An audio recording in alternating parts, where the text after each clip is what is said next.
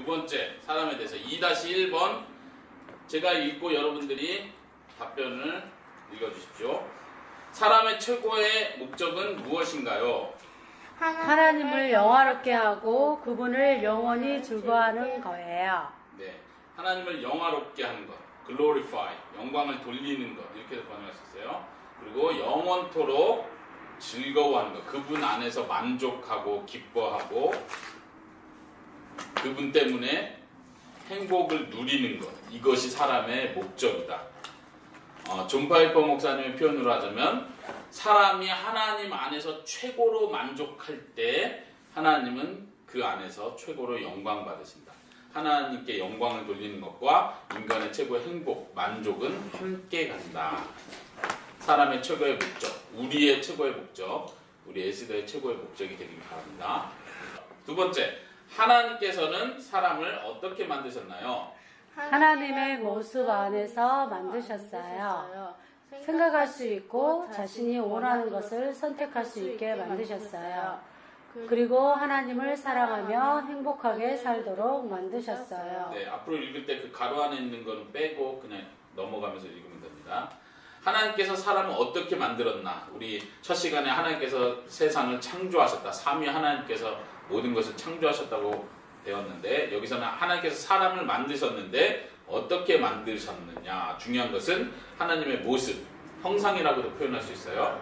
하나님의 모습 안에서 만드셨다. 이제 중요한 건 형상이 무엇이냐 이렇게 따지고 들 수 있는데 신학적인 논의가 많이 있지만 여기서 그냥 알 수 있는 건 우리가 하나님을 닮았다 이 정도로 단지 어떤 외모적인 면을 가리킨다기보다는 형상이라고 해서 겉모습이 닮았다는 것보다 왜냐하면 하나님의 영이시기 때문에 육체가 없으시다고 배웠어요. 하나님의 성품, 하나님의 거룩함 그리고 하나님과 같이 생각하고 감정과 의지를 가진 존재, 선택할 수 있는 존재로서 그리고 하나님의 형상 자체는 인간의 전 인격적인 면을 가리킨다 이렇게 생각하시면 좋을 것 같습니다. 두 번째는 하나님이 어떻게 만드셨냐면 생각할 수 있고 자신이 원하는 것을 선택할 수 있게 만드셨다. 특별히 이 부분을 강조하는 이유는 나중에 선악과를 선택하는 문제에서 사람이 선택할 수 있는 능력, 자유의지를 부여받았다는 거예요. 이것이 큰 특권이라는 것에 대한 설명을 하는 거예요. 세 번째, 하나님을 사랑하며 행복하게 살도록 만드셨다. 이 인간의 목적과 연관되는 거죠. 어떻게 만드셨어요? 하나님과 사랑의 관계를 유지하기 위해서 만드셨다. 사랑의 관계로 만드셨다는 거죠. 저주받고 멸망하도록 만드신 게 아니라 행복하고 영원히 하나님 안에서 기뻐하는 그 목표, 목적을 가지시고 만들었다. 넘겨주세요. 2-3번. 하나님께서는 처음 사람 아담에게 무엇을 하지 말라고 명령하셨나요? 선과 악의 지식의 나무의 열매 먹지 마라. 먹으면 반드시 죽는다라고 말씀하셨어요. 네. 하나님의 첫 번째 명령이에요. 지식의 나무의 열매를 먹지 마라. 이게 원어를 직역한 거예요. 선과 악의 지식의 나무의 열매. 이게 원어를 그대로 번역한 거예요. 우리는 한국말로 줄여 선악과. 네. 아주 쉽게 하는데 선악과가 무슨 뜻인지 모르잖아요. 선과 악의 지식의 나무의 열매. 그러니까 먹지 말라고 한 건 나무를 먹지 말라고 한 게 아니에요. 그 열매를 먹지 마라. 그 이 나무의 이름이 선과 악의 지식이에요. 근데 이게 뭘 의미하는지 아담과 하와는 정확하게 그때는 몰랐겠죠. 어쨌든 먹고 나니까 선과 악을 알게 되었다. 분별하게 되었다. 이렇게 표현하는데 이제 여기서 중요한 건 선과 악을 자기 기준에서 사람 기준에서 알게 된 거예요. 다시 말하면 잘못 알게 된 거죠. 뱀이 유혹할 때도 너가 이걸 먹으면 하나님처럼 선과 악을 알게 된다. 그랬는데 먹고 나니까 정말로 선과 악을 알게 됐어요. 하나님처럼 알게 된 게 아니라 자기 기준에서 선악을 이제 계산해내기 시작하는 거예요. 이게 무섭다. 오직 선악을 판단하시는 분은 하나님이시다. 그런 의미에서 선악과는 하나님이 정하신 선이 무엇이고 하나님이 정하신 악이 뭔지를 가리켜주는 나무예요. 그 말 자체의 그 선악과의 목적이 되죠. 뭐냐면은 이 선악과를 통해서 하나님의 말씀대로 지키면 선이고 하나님의 말씀에 불순종은 그게 악이다라는 걸 보여주는 거예요. 선악과라고 하죠. 하나님께서 이걸 처음 명령하셨어요. 넘겨서요. 2-4번. 하나님께서는 왜 선악과를 먹지 말라고 명령하셨나요? 읽어주세요. 하나님께서는 창조자로서 명령하시는 분이시고 사람은 순종해야 하는 잘하는 것을 보여주시기 위해서예요. 하나님께서는 사람을 시험하셔서 사람이 기꺼이 하나님께 순종하기 원하셨고 그 순종을 통하여 영원한 생명을 주시고자 하셨어요. 네. 결국 그 순종은 오직 하나님의 은혜를 예수님을 통하여 이루어졌어요. 네. 잘 읽어주세요. 또박또박 잘 읽어주시기 바랍니다. 읽으면서 여러분이 잘 이해를 같이 하셔야겠죠. 1번 하나씩 다시 보면요. 하나님은 창조자로 자이시고 명령하시는 분이다라는 걸 보여주는 거예요. 다시 말하면 하나님과 사람의 질적 차이를 보여주는 거예요. 하나님은 창조자요, 사람은 피조물이다. 하나님은 명령하는 자요, 사람은 순종하는 자다. 우리 은총이 진이 어렸을 때 생각나요? 왜 엄마 나 때려? 나도 엄마 때릴 거야. 이러잖아요. 이 지금 개념이 없는 거예요. 네. 어린이가 배워가는 거예요. 아, 내가 엄마한테 순종을 해야 되는 건데 엄마 명령하는 관계가 아니구나. 이거를 배워가는 거죠. 사실 어린이 교육할 때 이걸 처음에 잘 교육하는 게 참 중요해요. 귀엽다고 무조건 받아주는 게 아니라 하나님께서도 우리를 사랑하셨지만 그 관계를 정확하게 가르쳐주는 거예요.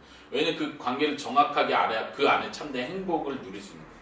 이 행복의 테두리를 벗어났을 땐 그것은 악이 되는 거예요. 악이 되는 거예요. 재앙이 되는 거예요. 두 번째, 하나님께서 사람을 테스트하셨어요. 시험하셨어요. 그래서 사람이 기꺼이 기쁜 마음으로 순종하는 자가 되기를 원하신 거예요. 왜냐하면 사랑의 관계는 스스로 기꺼이 그 일을 할 때 사랑의 관계가 되는 거죠. 하나님이 사랑을 만드신 목적도 사랑하기 위해서인데 억지로 다 시키는 대로 하게 만들어서 사랑의 관계를 유지할 수는 없는 거예요. 사랑의 관계는 스스로 사람이 선택해서 내가 이 사람을 좋아해야겠다. 내가 이 사람과 함께하는 게 즐겁다. 내가 이 사람의 말을 듣고 이 사람과 대화하는 게 좋다. 라고 스스로 선택할 때 이게 사랑의 관계가 되는 거죠.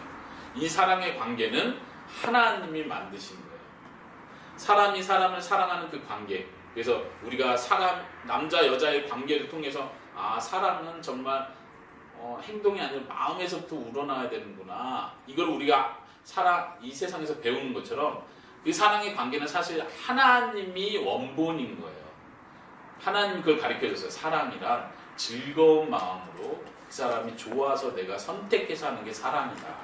강제로 스토커처럼 억지로 하는 건 사랑이 될 수 없다. 이건 하나님이 우리에게 집어넣어준 사랑에 대한 관념이에요. 하나님 그 사랑의 관계를 원하신 거예요. 세 번째는요. 순종을 통해서 영원한 생명을 주려고 작정하신 거예요. 예. 순종을 통해서 영원한 생명을 주는 것이 하나님의 목표였는데 그러면 이 하나님의 목표는 실패했나요? 아니요. 4번. 결국 그 순종은 오직 하나님의 은혜로 예수님을 통하여 이루어졌어요. 이건 인류 역사 전체를 가리키겠죠. 예수님이 오셔서 우리 죄를 대속하시고 예수님 이후에 오늘날까지 모든 사람들이 그 예수님의 은혜 안에 거함으로써 이 영원한 생명의 열매를 먹는 것. 선악과를 처음 계획하실 때부터 하나님 그걸 계획하셨다. 이 하나님의 큰 계획과 그림을 이해하는 것, 받아들이는 것 굉장히 중요합니다. 많은 사람들이 이 질문, 하나님 왜 송환학과 만들었어요? 그거 사람이 뻔히 죄질 거 하면서 왜 그런 식으로 해요? 이 질문에 대한 답을 갖지 못하고 이게 어릴 때부터 계속 묶여있다 보면 해답이 안 나오다 보면 나중에 어른이 돼서도 왜 나한테 어려운 일이 생겨요? 하나님이 정말 전능하고 날 사랑한다고 왜 이런 나쁜 일이 나한테 생겼어요? 왜 하나님은 그렇게 해요? 라는 태도를 못 버리는 거예요. 그렇지만 여기서 보여주는 답은 뭐냐? 하나님이 최종 마지막에 계획한 그 계획이 얼마나 우리의 큰 복인지를 보여주는 거예요. 오케이? 2-5번 질문 넘겨주세요. 아담은 하나님 앞에서 어떤 죄를 지었나요? 하나님의 명령을 어기고 뱀의 말을 듣고 선악과를 먹었어요. 예, 그렇죠. 이건 이제 실질적으로 어떤 죄를 지었는지 명확하게 보여주는 거예요. 그런데 이제 그 다음 질문 바로 넘어가서 2-6번. 선악과를 먹는 것이 왜 그렇게 큰 죄가 되나요? 1번. 아담은 하나님으로부터 큰 복과 특권을 받았지만 하나님의 말씀에 순종하지 않았어요. 결국 자신이 원하는 대로 선택하고 생명이신 하나님을 떠나간 거예요. 네. 겉으로 볼 때는 그 나무의 열매 하나를 따서 먹은 거예요. 하나님 먹지 말라고 한 그 나무. 근데 이게 뭐 그렇게 대단한 거예요? 그 열매가 대단하고 이게 대단한 게 아니에요. 이게 예를 들면 다른 사람을 죽이지 마라. 다른 사람을 죽이면 너도 죽는다. 이렇게 했으면 이해가 돼요. 우리 입장에서. 근데 지금 하나님 그게 아니라 먹지 말라고 한 그걸 먹었다고. 아니 그게 뭐 대단한, 하나님 이 나무가 그렇게 중요해요? 제가 더 중요한 거 아니에요? 우리 이렇게 생각했지만 하나님이 가르쳐주는 건 뭐냐, 하나님이 아니다 하면 아닌 거예요. 하나님이 선과 악을 가르는 분이라는 거예요. 하나님이 명령한 걸 지키는 것이 선이에요. 사람을 죽였을 때 사람을 죽인 죄가 왜 그렇게 큰 죄냐면 사람이 존귀하기 때문이라는 것도 하나의 표면적인 이유가 되지만, 더 중요한 건 하나님이 사람을 죽이지 말라고 명령했기 때문에 이게 큰 죄가 됩니다. 미워하는 것, 그런 의미에서 똑같은 죄라는 얘기예요. 하나님이 미워하지 말라고 했는데 미워했기 때문에, 살인하지 말라고 했는데 살인한 것과 똑같은 죄로 보시는 거예요. 중요한 건 하나님이 말씀하신 것을 어긴 게 얼마나 큰 죄인지를 보여주는 거예요. 1번에서 아담은 하나님으로부터 복과 특권을 누렸는데 그거에도 불구하고 배은망덕하다 그러죠.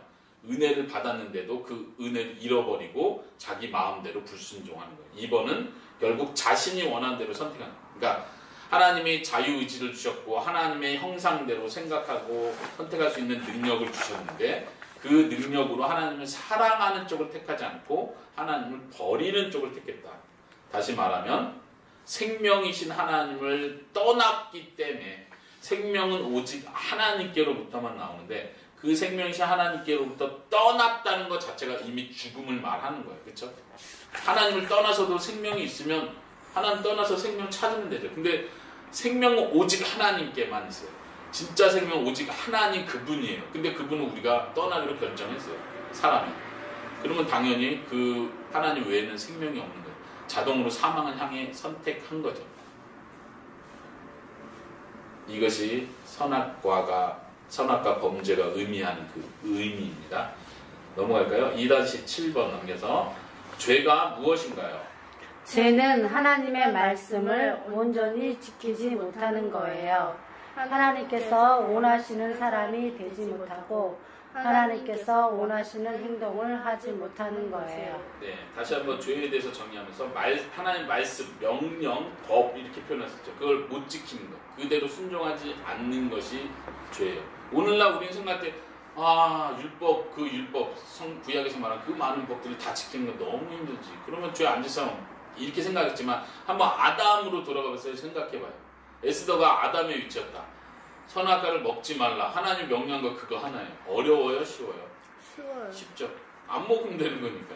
하나님이 막 수백 개, 수천 가지를 리스트를 쭉 줘가지고 에덴 동산 다닐 때는 꼭 왼쪽 나무와 오른쪽 나무 사이에 30cm 간격을 두고 걸어 다녀야 되고, 밤 몇 시가 되면 해가 질 때가 되면 너는 너 집으로 들어가야 되고, 그 시간 이후에는 나가면, 이거 모든 규칙을 다 만들었다고 생각해요. 그러면 죄를 지을 수밖에 없죠. 근데 아담은 그런 경우가 아니라는 거예요. 지킬 수 있었어요. 아담은 충분히 지킬 수 있었는데도 불구하고 죄를 선택한 거죠.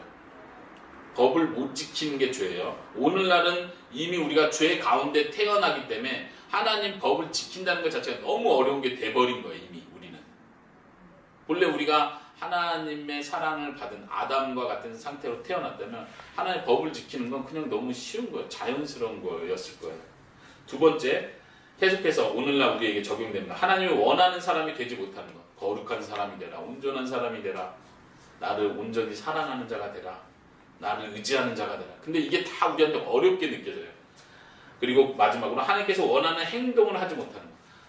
어떤 존재가 되느냐의 문제, 어떤 행동을 하느냐의 문제에서 우리는 이미 죄를 짓는 존재라는 거예요. 그게 다 죄가 되는 거죠. 십계명에 보면 해라, 하라, do's, don't 이렇게죠.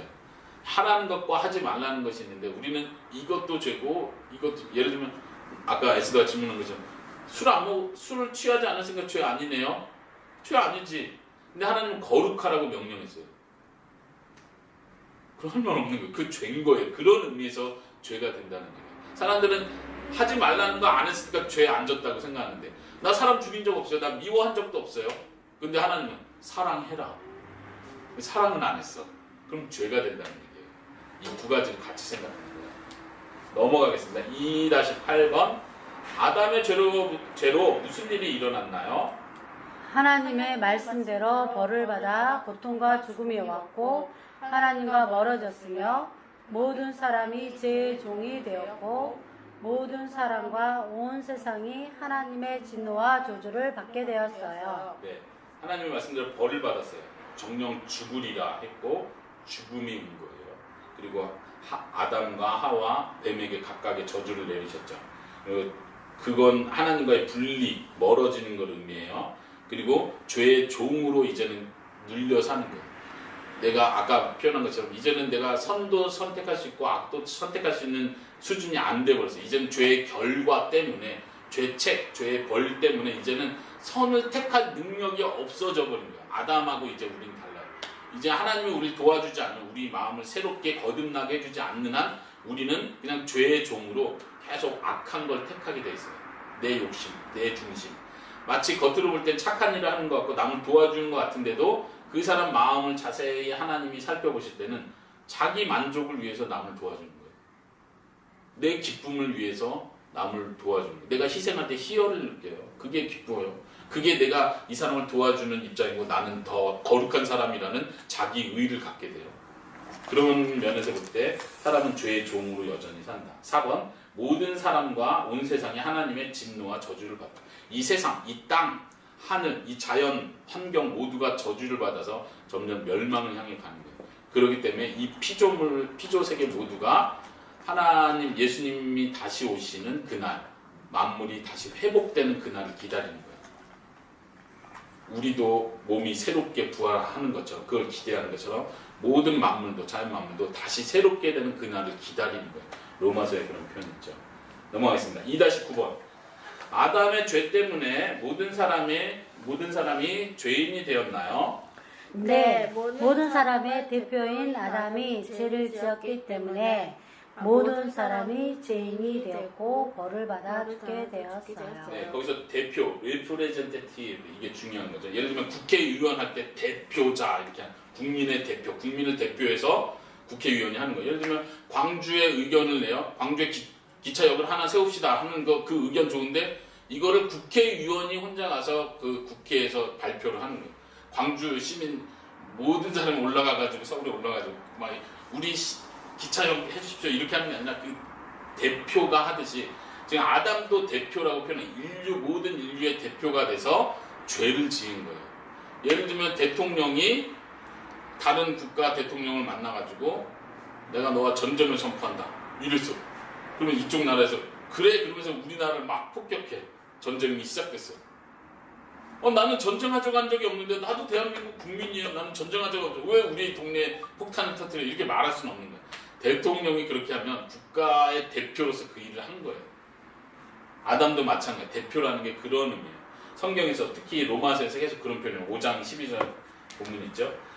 특히 아담은 모든 인류의 대표가 됐고 예수님은 모든 믿는 자의 대표가 되는 거죠. 아담이 죄를 지었을 때 모든 사람은 아담 안에서 죄를 지은 거예요. 그래서 그 죄는 모든 인류에게 지금도 영향을 미치고 있죠. 넘어갈까요? 2-10번 모든 사람은 태어날 때부터 죄인인가요? 네. 모든 사람은 죄 가운데 태어나며 영적으로 죽어 있어요. 그래서 우리 모두는 하나님의 은혜가 없으면 계속해서 죄를 짓게 돼요. 네. 아담이 대표해서 죄를 졌고 우리도 본성상 죄를 이미 영향을 받은 상태에서 태어난다는 거예요. 그러니까 어제 지난주에 에스더 도덕 시간에 뭐 배웠죠? 착하게 태어나는 거 뭐라고요? 까먹었어요. 선설. 악하게 태어나는 건 악설. 철학자들이 이런 걸 막 생각하는 거예요. 착하게 태어난 건가? 악하게 태어난 건가? 아니면 백지 상태로 태어나는 건가? 딱 중간으로 태어나서 습관적으로 부모한테 나쁜 걸 보면 나쁜 사람이 되고 습관적으로 좋은 부모, 좋은 환경에서 자라면 착한 사람이 되고 이렇게 된다고 철학자들은 생각해요. 그러나 성경은 분명히 말하기는 죄 중에서 태어났다. 엄마의 뱃속에서부터 죄 가운데서 태어났다. 그리고 실제로 어린아이조차도 우리의 착한 행동조차도 다 하나님 볼 때는 악한 것이다라고 분명히 말해줍니다. 그래서 거기 뒤에서 표현하는 것처럼 하나님의 은혜가 없으면 선을 행할 수가 없는 거예요. 다시 말하면 예수님을 믿지 않는 사람 가운데 그래도 착한 일을 하려고 그래도 양심적으로 행동하는 사람은 하나님의 기본적인 은혜, 일반 은총이라죠. 기본적인 은혜가 주어지기 때문에 그래도 도덕을 유지하면서 사는 거예요. 만약 하나님께서 은혜를 주시지 않는다면 이 세상 완전 정말 모든 사람, 모든 마을, 모든 민족이 치열한 싸움과 잔인한 죽음과 싸움들이 있을 거예요. 그런데 하나님께서 그걸 막아주시는 거예요. 그게 은혜인 거예요. 정치를 통해서, 여론을 통해서, 사람들과의 관계, 양심을 통해서 도덕을 지키도록 그래도 해주시니까 유지가 된다는 거예요. 이것조차도 하나님의 은혜라는 거예요. 2-11번. 죄가 있는 사람이 스스로 자신의 죄를 깨끗하게 할 수 있나요? 없어요. 어떤 사람도 스스로 죄를 깨끗이 할 수도 없고 죄에서 구원할 수도 없어요. 네, 어떤 사람도 스스로 깨끗하게 할 수 없다. 왜 그렇게 할 수 없을까 했어? 왜냐면 자기 스스로 할 수 없고 하나님이 그거 주권자. 네, 도와줘야 돼요. 은혜를 줘야 돼요. 왜 안 되죠, 김선희 선생님? 이건 이미 더럽혀져 있기 때문에 스스로 그 위에서 말한 거, 죄 가운데 이미 태어났어요. 죄의 본성을 가지고 태어나요. 우리가 선택하는 건 항상 악을 택하게 돼 있어요. 이게 영적으로 죽었다는 의미예요. 2-12번. 죄인이 지금부터라도 착하게 살면 구원받을 수 있나요? 없어요. 어떤 사람도 착하게 사는 것으로 하나님께 구원받을 수 없어요. 이미 모든 사람은 영원한 죽음이 정해져 있어요. 우리의 착한 행동도 하나님 앞에서는 모두 불완전하고 더러워요. 예, 다른 종교, 예수를 믿지 않는 사람들이 기본적으로 생각하는 것 중에 하나예요. 지금부터라도 착하게 살면, 내가 지금까지 그래 나쁘게 살았다, 죄도 있다. 그러나 지금부터 착하게 살면 그래서 천국 가지 않겠냐. 기본적으로 사람들이 생각하는 건 뭐냐면, 그들이 생각하는 신이 나중에 죽고 나면 천국과 지옥 앞에서 저울을 갖다 대서 착한 것을 많이 했는지, 이 저울 있죠, 추 달래. 착한 것이 많으면 저울추가 이렇게 올라가겠죠. 이게 무거우니까. 악한 것이 많으면 이렇게 되겠죠. 이 두 가지를 비교한다고 생각해요. 그래서 착한 일이 많으면 천국, 나쁜 일이 많으면 지옥, 이런 식으로 생각해요, 사람들이 기본적으로. 그래서 나도 나쁜 일 그래도 했지만 그래도 착한 일 내가 많이 했잖냐. 말하자면 이제 불교식으로 말하면 내가 공양도 많이 하고 부처님께 뭐 자비를 위해서 많은 사람을 도왔고 뭐 좋은 선행을 많이 공덕을 쌓았다. 천주교 개념도 그런 개념들이 있죠. 그랬으니까 하나님이 그래도 나 평가할 때 아유 내가 그래도 차라리 이 정도인데 무시하진 않으시겠지. 천국 못 갈지 몰라도 지옥을 보내진 않겠지. 이렇게 생각하는 거예요. 근데 성경 분명히 말하기를 3번부터 보면 우리의 착한 행동도 하나님 앞에선 불완전하고 더럽다. 하나님 볼 땐 이것조차도 죄악이다. 아까 표현한 것처럼 동기 자체가 틀린 거예요. 자기의 영광, 자기의 만족, 자기 의를 위해서 하는 것 자체를 하나님께서는 죄로 보시는 거예요. 그리고 왜 그런지 착하게 완벽하게 살 수 있는 사람도 없고 모든 사람이 이미 영원한 죽음이 정해져 있어요. 언제? 아담이 죄를 지었을 그때. 아담이 모든 인류를 대표해서 죄를 지었다고 했죠. 그럼 아담은 선악과를 따먹고 나서 너 이제 선악과 따먹었으니까 내가 이제부터 볼 거야. 착한 게 많은지 나쁜 게 많은지. 하나님 그렇게 한 게 아니죠. 따먹었어. 이제 넌 죽음이야. 그리고 시간이 지나면 죽게 돼 있어. 모든 사람도 똑같은 운명에 처해진 거예요. 이미 우리는 착한 일을 더하고 착한 일을 조금 하고를 떠나서 이미 아담 안에서 모든 사람이 죄를 짓고 사형을 평결을 이미 받아버린 거예요. 근데 우리는 그거를 만회할 수 있다고 생각하는 거죠. 착한 일 좀 더 하면 하나님이 날 불쌍히 여겨주지 않겠냐. 근데 그런 개념이 이거는 기독교를 떠난 다른 종교에서 그런 개념을 자꾸 가져요. 그러나 성경은 분명히 말해요. 우리는 이미 죄를 졌고 이미 심판을 받았고 이미 형벌을 안에 저주 안에 살고 있는 거다. 때가 되면 모든 사람은 지옥을 가는 게 당연하다. 그렇지만 하나님의 은혜를 받은 사람만 하나님이 긍휼히 여겨준 그 사람이 하나님의 은혜 가운데 구원에 이른다. 얘기를 합니다. 2-13번. 죄인이 하나님과 다시 가까워질 수 있는 방법이 있나요? 죄인은 스스로 하나님께 가까이 갈 수도 갈 수도 없고 하나님과 화목할 수도 없어요. 오직 하나님께서 은혜로 찾아와 주셔야 해요. 네. 자, 죄인이 하나님과 다시 가까워질 수 있는 방법은 없어요. 이게 답이에요. 오직 하나님이 먼저 찾아와 주는, 우리가 하나님께 갈 수 있는 방법은 없다는 거예요. 많은 종교들이 결국 하는 게 뭐예요? 우리가 하나님께로 더 가까이 가자. 선행과 도덕과 양심과 철학과 도를 깨우치는 걸 통해서 우리가 신의 경지에 이르자. 소위 말하는 극락에 이르자. 영생에 이르자. 해탈에 이르자. 자꾸 이렇게 사람이 뭔가 해야 된다고 하지만 성경 분명히 그 방법은 없다. 하나님이 먼저 찾아와주고 먼저 구원을 베풀어 주지 않는 한 소망은 없다는 건 분명히 말합니다. 2-14번. 죄가 있는 사람은 천국에 들어갈 수 없나요? 네, 들어갈 수 없어요. 거룩하신 하나님이 계신 천국은 오직 죄 없는 사람만 들어갈 수 있어요. 네, 죄 있는 사람. 아까 12번하고 같은 맥락이죠. 지금부터라도 착하게 살면 천국에 갈 수 있나요? 아니요. 죄가 조금이라도 있는 사람은 아예 천국에 못 들어가는 거예요.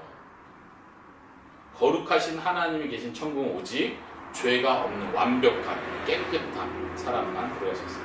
그럼 우리가 천국에 들어간다고 믿는 건 뭐예요? 우리의 의, 우리의 완벽함으로 들어가지 않는다는 걸 분명히 하는 거예요. 우리의 모습, 우리의 행동으로는, 우리의 마음으로는 하나님 앞에 인정받을 수 있는 근거가 아예 없는 거예요. 어떻게 가요? 예수님의 의, 예수님의 깨끗함을 우리가 덧입는 거예요.